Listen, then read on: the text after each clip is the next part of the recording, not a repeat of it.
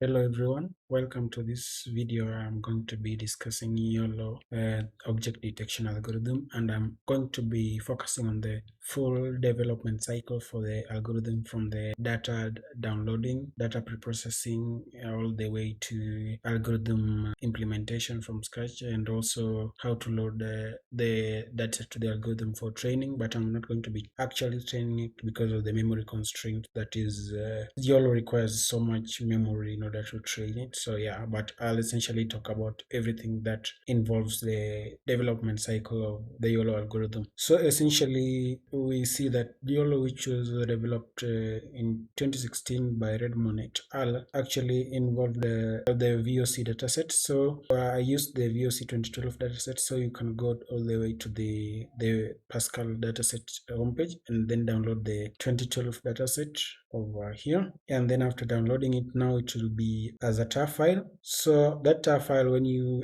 essentially extract the tar file, you'll get this folder. So in this folder, we go all the way here, and the images are these ones, and then the annotations are essentially these ones. So what I did, because I'm not going to be using the segmentation part or any of the other folders, I moved the images and annotations to a new folder, that's VOC dataset. Essentially, because the Pascal dataset has annotations in XML format, I wanted to convert it to a tabular file, in this case using the Package file. Yeah, so that's what I did. And I've also actually written an article on how I implemented the YOLO algorithm. Yeah, so I'll put the link, and you just go over it. And then yeah, I've talked about preprocessing, the transformations that are done, the functions that are involved. Yeah, so I'll talk about as I go through the article, and then after I finish the video, I'll also append the link to the article down, and then you'll find it here. Essentially, I load all the images from our VOC dataset, and then I load the annotations. Of course, the libraries that I need are these ones. I'll be using the annotations to extract the corresponding images, for which I now keep track of the two files together. After that, I now create a dictionary, or rather a hash map, for which I'll later, after filling it with data from the XML files, convert it to a data frame and save it as a Package file. Now that I've essentially removed the .xml file extension, as I look through the annotations, I get the path for the corresponding image for the annotation. And now after that, now I pass the XML file. So minidom.pass passes the XML file. So let's look at the XML file that we essentially have. So this is a sample XML file. When we look at the corresponding image for that XML file, the image is of a person. After passing the XML file, we first extract the tag for the name. After essentially getting that, now we go to the tag for the bounding box, which we see here. And then within the bounding box, we have further tags: xmin, ymin, xmax, and ymax. Now we get to extract all the other values. And then, as usual, we get the path, we append it to the detections, then we get the detection object and the corresponding bounding box for that detection object as we append. We essentially convert it now to a data frame from a dictionary, and then save it as a Package file. Of course, I've used a Package file, and I've actually linked the reason why a Package file is better than a CSV file, because originally CSV files are the ones which are used, but now Package files. For one reason, it's actually a quarter the size of the corresponding CSV file. So it's a really good way of storing data, tabular data. So our Package file now is here. I use a Package viewer extension for VS Code to view. So we have path, detection object, and the bounding box values. We have now preprocessed our XML to tabular data. That's the first transformation that we have essentially done. But now, looking on to the YOLO paper, we essentially see the transformation of the bounding box coordinates into a YOLO format. Yeah, over here, into a YOLO format, where the XY coordinates are essentially normalized with respect to the grid cell, and then width and height normalized with respect to the whole image. So to achieve that transformation, first of all, we have to get the x center by taking x min plus x max over 2. So without the multiplication of 1 over image width, we get the representation still unnormalized. That still as a representation of the image dimensions. Now when we introduce the 1 over width, we get a normalization. So the same goes for y min. Now we transform it to y center with the representation. Then x max and y max, in order to achieve the range 0 to 1, essentially there needed to be the same operation here. That's times 1 over width and times 1 over height. So that needs to be done in order to normalize the values width and height. That's the first representation which I've actually done in this functionality. So this transform spy is where I've implemented the functions. So we essentially see that this first function that we have essentially gets it from x min, y min, x max, y max, all the way to x center, y center with I without the normalization. Then in order to achieve the normalization, so this just the inverse of this first function, this second function. And so in order to achieve the normalization, essentially what happens is I multiply by 1 over width, or essentially divide by the width, for all of it. So for x center we do now here, or the same goes for y center, the same goes for width and height. Now at this point we are now here in the range 0 to 1. That's in the normalization. Now the second function, the inverse for the second function is this one, essentially reversing the effects of this function. Now for the third function, which now takes it from normalization to YOLO, is essentially this one. So from normalization to YOLO. So what we essentially do first of all is we get the lower bounds of the grid cell, which helps in predicting that bounding box. Because we know that the way YOLO essentially works is that it divides an image into imaginary grids in quotes, and then those grids, in this case 7 by 7, each grid, now there are 49 total grids in the image, each grid predicts a bounding box. So each grid is responsible for the bounding box at that particular region. So essentially, we have to get the image centers with respect to the grid cell. So what we essentially have to do first of all is get the lower bounds of the grid cell, which helps in the prediction of that bounding box. And then after getting the lower bounds, we now subtract it from the normalized x and y of the grid values, multiplied by s, which s in this case is 7. So that now gets our final representation of the YOLO x and y coordinates relative to the bounds of the grid cell. Of course, the normalized width and height still remain as it is normalized with respect to the image dimensions. Preprocessing pipeline, which essentially makes use of these functions which I've discussed, the three functions. That's min max to center, then center to normalized center, and then finally from normalized center to YOLO center. I've essentially, so I implemented both the development cycles of YOLO in both PyTorch and TensorFlow. So let me start with TensorFlow. Of course, the processing pipeline is irrelevant of the framework. So after actually processing the XML file to tabular file, of course, importing the files which are one directory up where we are right now, because we are in TensorFlow YOLO folder, and the two files are up one directory. So after importing them, and of course importing the library that we need, we essentially load the tabular data for the Pascal 2012 dataset. Now, since essentially the hand, foot, and head classes were not used in the YOLO paper, since the YOLO paper used 20 classes, of which these were not the classes among them, we essentially get the samples having these classes, and then we remove them. This one negates the effect of this effect. So essentially, we don't want these samples from our data. hence removing them to remain only with the 20 classes. That's TV monitor, person, and blah blah blah. So after doing that, essentially we get these columns of the tabular data. Of course, the path, since we are going to load the image and essentially get the image dimensions in order to use for the transformation. Yeah, these are the values for which we want to do the transformation. Then we have to get the indices for the samples.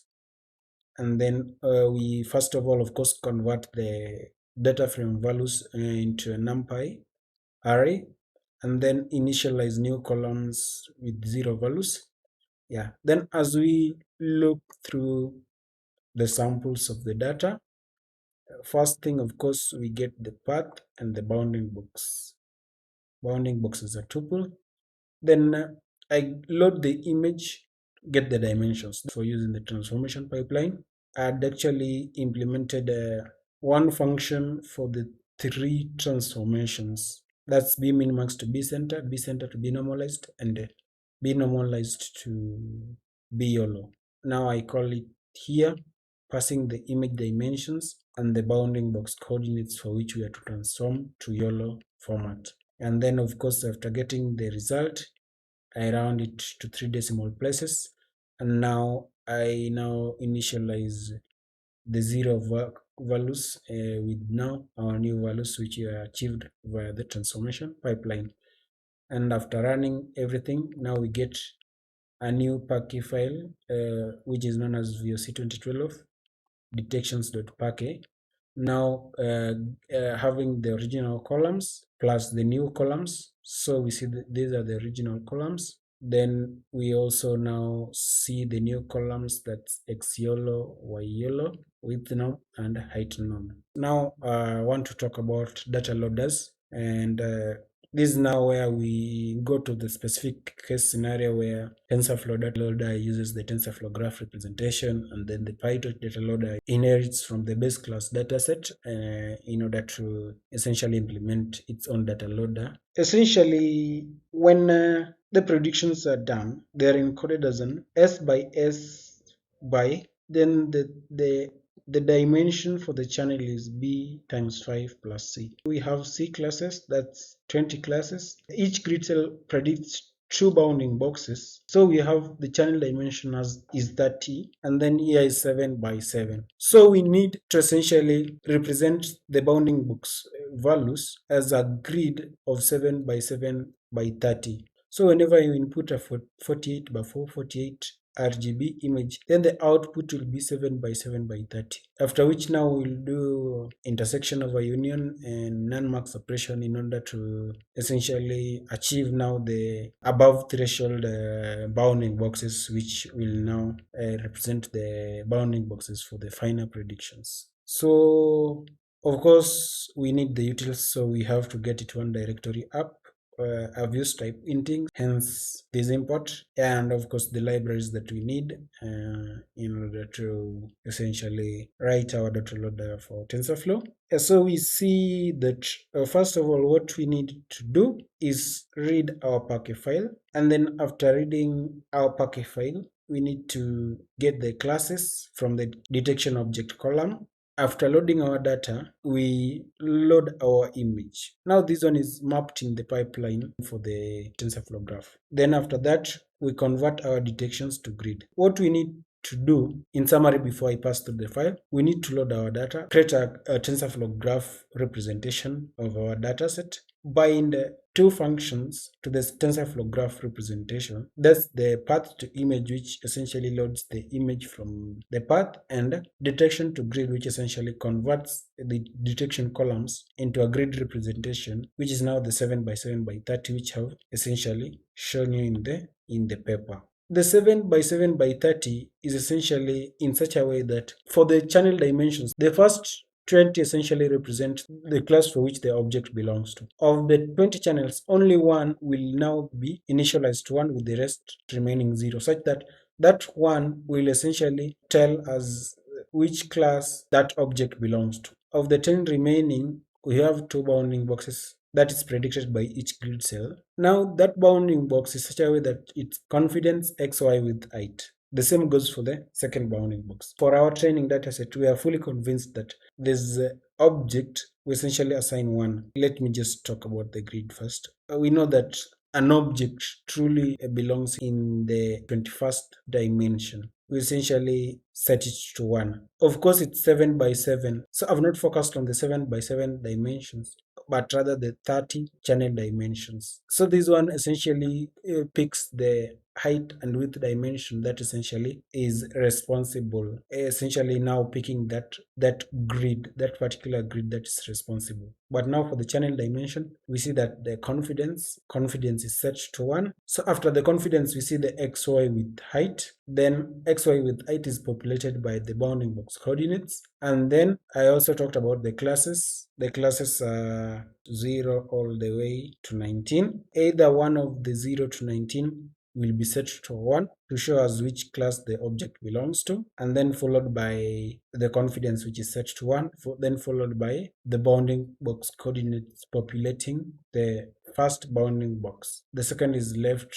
That's the way it goes. So we load the data, we get the data converted to the TensorFlow graph representation. We return a zipped representation of the TensorFlow graph representation. Now we do a dot map. We map a function to the TensorFlow graph representation. The mapping will bind two functions, path to image and detection to grid. So we see that here we load the data. Since we know that each sample is for a unique object, but we want to now represent the grid detection as a representation of the image. So we group the samples by image so that we can get all detections that were unique to a particular image. These ones now will be 17,125.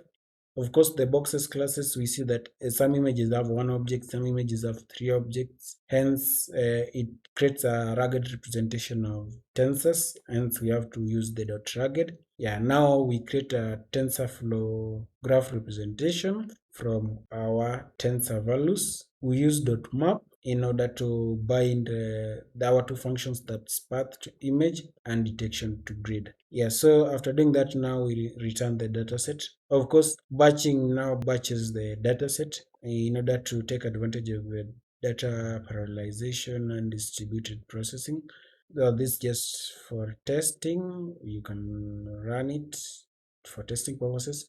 So this is the data loader for TensorFlow. Now going now to the data loader for PyTorch, it's actually making use of the base class dataset. What we have to do is get the dataset and data loader class by PyTorch. After that, we initialize all the attributes of our custom class, which of course inherits from the base class dataset. And then we get to load our data. We get the classes, and then we get the detection objects. And then we now make the data accessible throughout the class. Then the same goes for the groups, and the same goes for the paths. We now load a particular image path, and then we get to read that image in itself. We resize the image dimensions as required by our input to YOLO, and then now we get the bounding boxes in classes that are specific to that image path, and then we get the grid label, and then finally we return the image and grid detection. And then that's all of the data loaders for TensorFlow and PyTorch. Now on the next part, I want to talk about the implementation of the YOLO architecture, this one.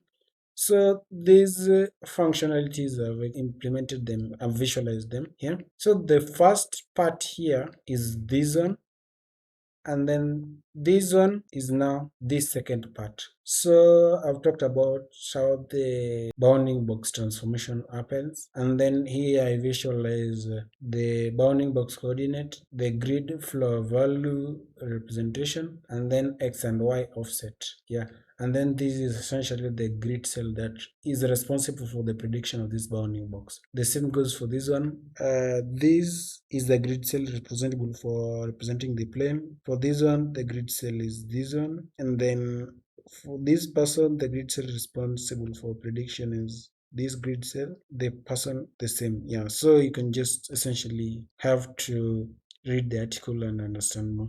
Now I'm on to building this part where we see we have convolution layers, we have max pooling layers, we have one by one convolutions. That's where we see the kernel size one. So essentially, one by one convolutions is responsible for just downsampling the channel dimension. So we see this one is a one by one convolution, this one is a one by one convolution. The same goes for this one and this one. I imported the convolution to D, the max pooling to D. The activation used by YOLO version 1 was Likirelio. This one I've used in the fully connected layer part, that's in this part. Yeah, so then we see a one by one convolution. A one by one convolution is synonymous with the kernel size 1 and stride 1. Yeah, and it only affects the channel dimensions. And then of course, instead of using the inheritance way of implementing layers, I've used the composition API way, which is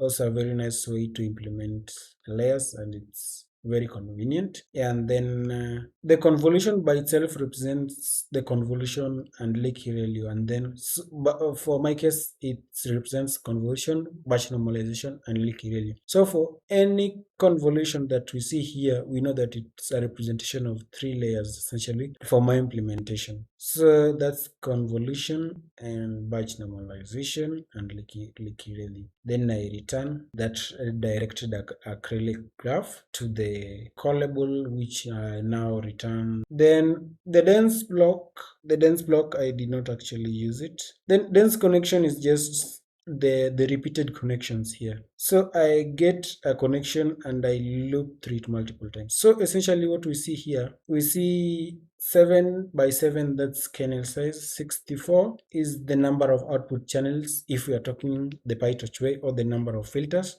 if we are talking the TensorFlow way. Then we have strides 2. Then for max pooling layer, we have pool size 2 by 2, stride 2. Then this one, the same, kernel size 3 by 3, output channels 192, or rather filters 192. Of course, since in PyTorch we need both the input channels and output channels, here the input channel will now be 64 and output channel 192. But for TensorFlow, we only need filters, which is the output channels, so we just use 192. Then here we have one by one convolution. We have convolution layer, that's conbatch-ReLU.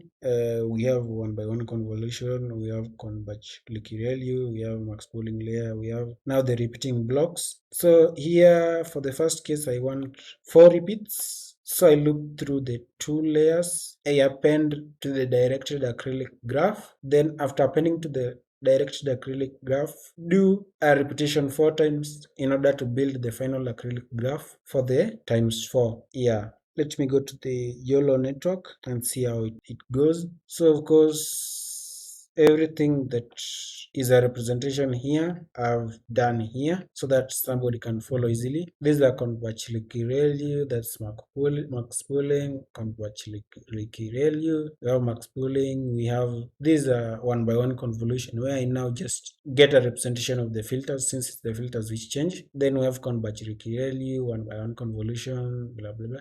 And then here we have the repeating blocks. This is by 4, which is this one, and this is by 2, which is this one. Yeah, so the representation is over here as usual. All the representation, yeah, up to this part. So we see the last part is now 10, 24, 10, 24, 10, 24, and 24. That's now up to this part is now the backbone module for YOLO, the backbone module for YOLO. So yeah, that's essentially the backbone module. Now this part is now the head module, where we get the backbone module, we flatten it. After I flatten it, we get a dense layer. I use a ReLU activation as the output, and then the result I reshape it to 7 by 7 by 30. Now that's what I do here. I do a global average pooling 2D. I flatten it. I get the dense layer here. Then after getting the dense layer, layer, I do a dropout, which is my custom layer, but it's not in the original. And then finally, I reshape it to a 7 by 7 by 30. That's what I've done. For the YOLO network, which now combines the backbone module and the head module, I essentially used a Boolean to essentially switch between a pretend layer, that's a ResNet 50 layer, or rather this custom layer,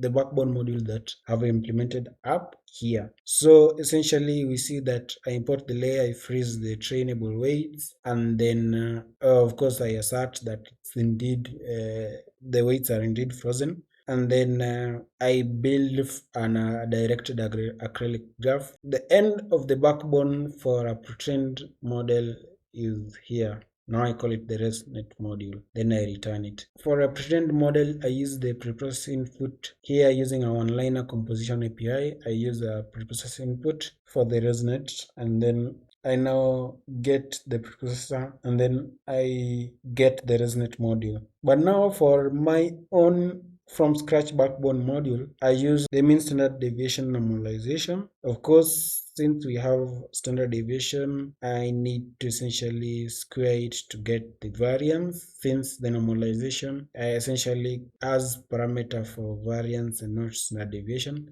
And then I load my backbone module, which for the pretend is the ResNet module. For either of the two, the result, which is X, is now connected to the head module, and then now we construct a model using the functional API, where I essentially build my model. Yeah, so this is just for viewing the layer information for the YOLO network.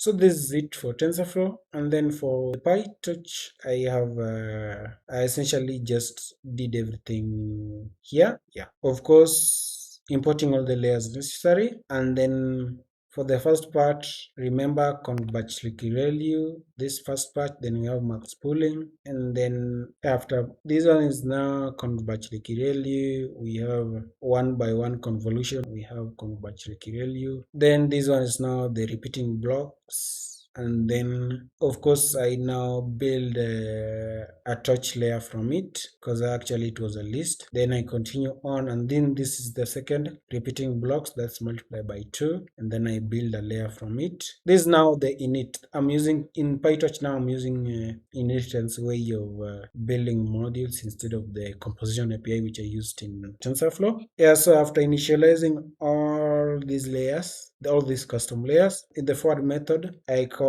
all of them, and then of course this is now the backbone module. And then for the head module, we have of course to initialize what we need. I have to do a global average pooling, flattening it, calling the linear layer, activation function value, then dropout. Then I reshape the result to a 7 by 7 by 30 at the output here. Then I implemented a class inheriting from the base class module, which essentially did a division by 255, that's a normalization. Then since PyTorch requires the input image in terms of batch, channel height, and width, so the original is batch height with channels, but since I have to change it from batch height with channel to batch channel height width, which is required by the PyTorch, I have to permute the dimensions such that now the channel which is in the last dimension now comes here. Yeah,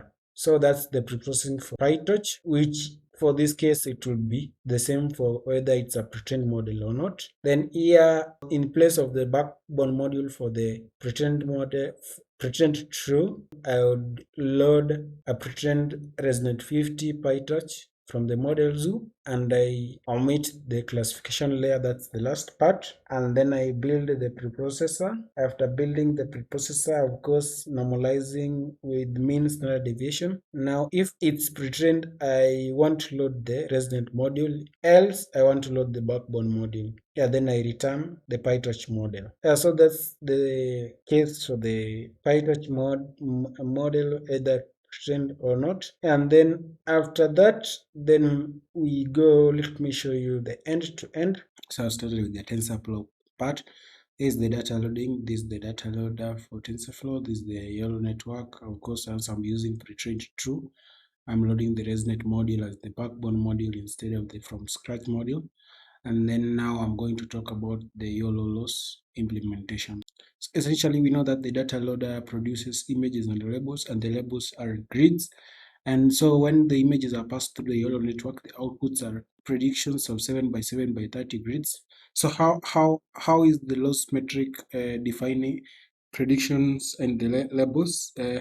So that's what we want to talk about. So essentially, what we know is that first of all, from the paper we see the YOLO loss function is composed of the box loss, object loss, and then we have the no object loss, and then finally we have the class loss. And then we also have metrics that work with the YOLO loss, which is the intersection of a union. So the intersection of a union, as I've discussed in the article here, this is the step-by-step process that is involved in the implementation of the IOU, where when we have the ground truth bounding box in the green and the predicted bounding box in red, essentially if they overlap over one another, the IOU, that's the intersection of a union, will be 1. But right now, at this point, it might be like the intersection of a union will be like at 0.7 or something there. Then when they are totally not overlapping, the intersection of a union is a 0. So the intersection of a union is a metric that defines how the predicted bounding box is true to the ground bounding box. Yeah. So in this implementation, I've implemented the bounding box in a file known as metrics.py for both TensorFlow and PyTorch.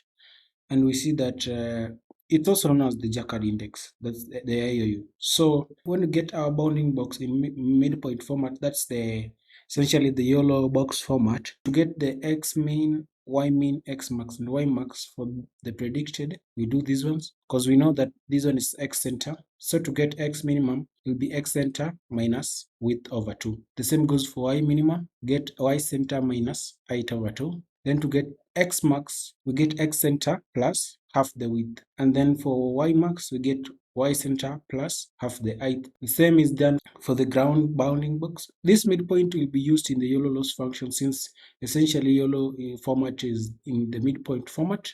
But now if we are in this point, this is when we have essentially gotten the highest confidence box from the YOLO format.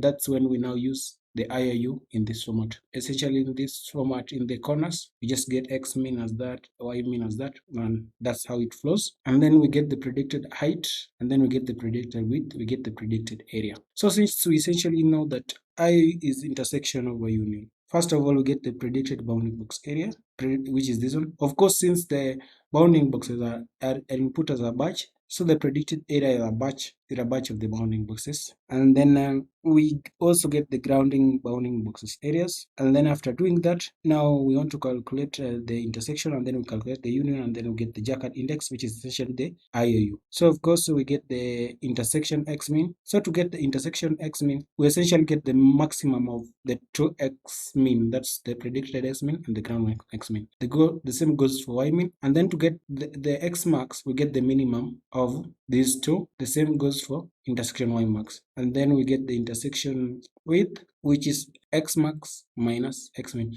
So this maximum of this result, or a 0, essentially tries to gauge if the bounding box, if they do not overlap at all, then we assign the intersection width to 0, since at this point now the boxes do not overlap, since we will essentially get negative. So we just assign it to 0. The same goes for intersection height. So of course, when the numerator is 0, since you know IOU on the numerator, the intersection is the intersection. If it's 0, of course the IOU is a 0. If the ground bounding box and the predicted bounding box totally overlap, then the IOU is a 1. Yeah. So that now we calculate the intersection, which is intersection height times intersection width. Then the union would be now the predicted area plus the ground area minus intersection. After getting the union, now we take intersection over union, and that's the Jaccard index, which is our IOU. So that's what happens. And then now after returning our Jaccard index, now we want to use it in our loss function. So essentially the way loss function is here. So when we go to the end by end Python file, we get, of course, the results of the data loader, which is the images and the labels as a batch. And then the labels, of course, are 7 by 7 by 30, and the images are 448 by 448 by 3. Yeah, of course, it's batch size, so we add the 16 to the axis of 0. The same goes for the labels. Yeah. So whenever now we pass the images through the model, that's our YOLO network, we get the logits, which are 7 by 7 by 30, adding the batch at the 0 axis, that's 16 by 7 by 7 by 30. And then now we get the prediction grid and the labels grid. So how does YOLO essentially calculate the loss for the two? So that's now what we want to discuss. We say that the YOLO is composed of losses together. Yeah. So the lambda code is a value that essentially is a multiplicative factor of the box loss in order to amplify the effect of the box loss on the overall loss metric. Lambda code has to be higher in order to have a high effect on the total loss than the no object, in order now to introduce the bias of the loss on the object side. Yeah, so that's what happens. And then for now, the box loss, since essentially I object ij is defined by, let's say now in the predictions, there are two bounding boxes predicted by each grid cell. There's this first prediction and second prediction. And essentially, when we're discussing about the data loader, we say that the data loader essentially only fills the first bounding box only. So the target cell is only one. Yeah. So of course, we get the intersection of a union. We know that the predictions are in a YOLO format, so there's no effect of the intersection of a union. The YOLO format is essentially the midpoint format. Yeah. And then we get the IOU to get the IOU of 1. Yeah, by comparing now if one cells with the target cells, and then we go of course to the second prediction cells with the target cells, and then now we concatenate the two IOUs to get the IOU for both. And then we take the confidence of 1, that's I object I, then I object ij. Now I object I is this one, then I object ij, which are now talking about here and here and is when we get the index of the highest IOU for both coordinate 1 and coordinate 2. Yeah, that's I object ij. Of course, we have to cast as float 32 since essentially the TensorFlow framework supports operations with the operands being in the float 32 format. Yeah. Then we get the prediction cells which have contributed to recognizing an object in a grid cell. Yeah, so we get 1 minus I object ij. If maybe the highest confidence for the IOU was for object 1, which is at index 0, this one will be 0. So this one will be 1 times this one plus 0 times this one. This one will essentially be eliminated to remain with prediction cell of object 1. So the same goes for if IOU had predicted the second part. Yeah, so that's how I object ij essentially deals with the summation from 0 to b. I object ij is essentially the complement of this one. So if I take this one and I take 1 minus this one, I essentially get I object ij. Yeah, that's what I've just actually talked about here. I object ij is essentially 1 minus I object ij. So now let's go through the losses in steps in order to essentially know how they have been implemented. Yeah, so before I talk about the box loss, first of all, we know that for target cells, after extraction the target cells here, we know that the first two columns are the XY, then followed by width height. Yeah. The same goes for prediction cells now, and then after that now we reshape them. After reshaping now we go to the box loss. Now the box loss is this one, all of it, but we essentially know that we have essentially dealt with the summation part by multiplying I object ij by the prediction cells for box coordinates 1 and box coordinates 2. We now want to deal with S squared, which essentially we get the summation over all the grid cells. That's 49 cells since 7 squared is 49. So first of all, of course, we get the mean squared error. Before I go further, let me talk about mean squared error. Mean squared error by default, it's always 1 over n, the summation from I equals to 0 to n. So if you Google the formula for the mean squared error loss, it's like this one. But when we say reduction sum, we essentially don't want this part. So it's summation from 0 all the way to n. Yeah, of course, if you don't understand much, you could go look into the mean squared error loss equation and understand this part. And then for the second part, which is the width and height, of course, we know that the width and height is more evident than the x, y coordinates. So that's why we have to do like a square root of the width and height. For the ground width and height, we just do a square root. Since we know that there's never a negative, we don't have to get the absolute. But for the for the predicted width and height, we know at some point during the training process we might get a negative prediction. That's why we have to do an absolute of the predictions of width, height, and then after getting the absolute, that's why we do the square root, and then now we return our signs that we had removed using the tf.absolute. Now that's what happens. But now in general, the self.sme, this one now represents now the second part. Of course, we know that this I object ij and summation to b has been dealt with in the earlier part. We have talked about it up here, and then this lambda code I'll add it later on. So right now we've dealt with now the box loss. Yeah, so in the object loss, of course, we get the target, and then we get we know that 20 to 21, that's the confidence of confidence one. Yeah, so we get the confidence, and then for the predictions, we get the highest confidence of the two, and then we reshape all of them. Of course, it's like now we flatten them by putting -1, we flatten them to a vector, and then now we do the object loss. So of course, the same formula applies over all the grid cells. We do the object loss. Now for the third part, which is the no object loss, we see that we do the same, but now essentially I told you that this one is 1 minus this one. Yeah, so the formula still remains the same, only that now, yeah, instead of 1 minus I object ij, we do I object ij, since this one holds true. The same goes for this side. Yeah, and then yeah, nothing changes other than now we do this one. Yeah, now that's no object loss. And then now for the last loss, which is the class loss, we essentially get the of all from 0 to 19, that's from vector 0 to 19 in the grid, we get now the predictions, and then we multiply by I object I, and then after multiplying by I object I, now this is the predictions from 0 to 19, that's for the grid. And then the targets for the grid, we do the same, multiply by I object I, and then after getting the probability for the predictions and probability for the target, now we do the mean squared error for the two. Now that's now the class loss. Now we want to combine all the losses that we have discussed, that's the box loss, object loss, now object loss, and class loss, and also add the lambda code multiplicative factor 5 and lambda no object multiplicative factor 0.5.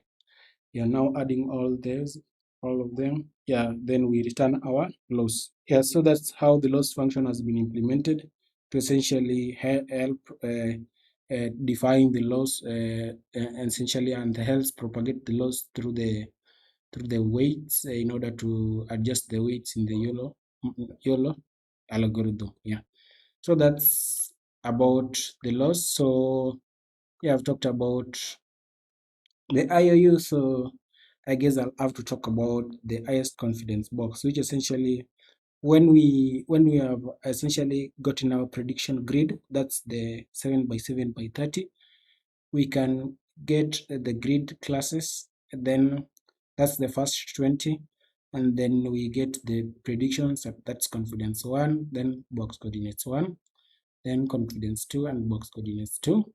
Then we get the confidence scores, of course, then we get the best scores using tf.math.argmax, which return the index for the highest confidence scores of the two.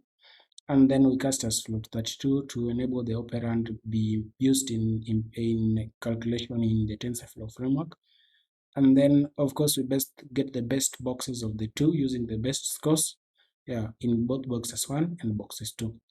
Yeah, and then in order to create the offsets, since we know that maybe a prediction at maybe grade 3 by 3, we'll have to add 3 in order to enable an offset. We get the best boxes, so get X, we add the cell indices, so that we know that if an X was at this grid cell, we add, maybe if X was 0.25, we add that offset in order to tell us that now the grid cell here essentially contributed to the prediction of X, so that during the result back from the grid prediction to now the YOLO format, or essentially no, not the YOLO format essentially, but the norm coordinates format. We essentially have to account for the offset of the grid cell, which essentially allowed for that prediction. Yeah, so that's what we do here. And then for y, since we know that for y we are now going we are now going downwards, we have to essentially transpose it, so that now instead of 0 1 2 3 4 5 6 we get zeros, zero zeros, that's 7 of them, zeros. And then after zeros now we go to ones, then after ones we go to twos. Yes, so now essentially that's what our tf.transpose does. It converts from these 49 of them to these ones all the way to 6, having the same size as this one. Yeah, so now we deal with y's as we have dealt with x going sideways. Yeah, so after doing that, then essentially we know that the best boxes essentially or not normalized with respect to grid cells, so the cell indices does not apply to them, but otherwise we have to now multiply them 1 by 1 over s in order to normalize the result. So now we have now normalized them to xy with height in the range 0 to 1. Yeah, that's what we've done. And of course now we concatenate them to build now the normalized boxes. And now after that we get the best confidences. Yeah, and then after getting the best confidences we get the best classes, of course from the grid classes, and then we cast the values and then we concatenate all of them now, so that the result now will be in this. It's now in best classes, so this one starts here, and then after class we have confidence and then xy with height. Yeah, so the result is in this format. Yeah, now in order to get now the final result, we have to multiply this one by the image size, that's for 48. Yeah, in order to get the result. So that's how the highest confidence box essentially inverses the prediction grid format all the way back to the normalized box format while going through the YOLO box format. Yeah, so after YOLO has essentially computed the loss value with regards to the flows parts that which talked about. That's the box loss, the object loss, the no object loss, and the class loss. We essentially get the loss value, and of course we propagate that loss value through the weights of the YOLO model. Of course we use this parameter since at some point the result of the gradients, the result of the loss value essentially was propagating non-gradients. So for those non-gradients, we essentially convert them to zeros. And then after that, now we do our update of the weights with respect to the gradients, of course. Then after that, now our training continues. So after every 200 steps, that's after every now 200 batches of images being passed to the model, we now visualize now this information, and then after every epoch now we save the checkpoint. Yeah, so yeah, that's what I wanted to explain. And then let me just show a preview of the PyTorch. For the PyTorch, it's essentially this one, data loader. So this is the data loader, this is the data parallelization and batching of the data set. Yeah, and then after that we load our YOLO network, we load our YOLO loss, which is essentially the same. Which is essentially the same, there's no difference, it's the same. You see the PyTorch MSE with the reduction sum. Yeah, everything is the same. I'll append all the code. Yeah, so after getting YOLO loss, of course the optimizer, that's Adam with the learning rate. 2 to exponent -5. Then we set the model to train, that's to allow for changing of weights. Yeah, of course, we know that the model is using the pre-trained ResNet module. Yeah, the epochs is 2. Now, for while looping through the data loader, we get the data, and then we get the images and labels from the data, and then we set the optimizer to 0 gradients, and then we get the prediction grid from the model. We calculate the loss with respect to the labels grid, and then we propagate the loss through the weights, and then we update the weights of the model, and then we add the loss to the running loss in order to now accumulate the loss as we compute the loss. Yeah, so then so I just wanted to pass through the PyTorch part and the TensorFlow part, and update you on the same, but I'll continue further on this YOLO series as I continue on further, so that we can get to learn more about YOLO and also demystify this algorithm that essentially revolutionized object detection as it is, by reducing false positive and having high mean average precision and speed in the practical scenario of object detection deployment.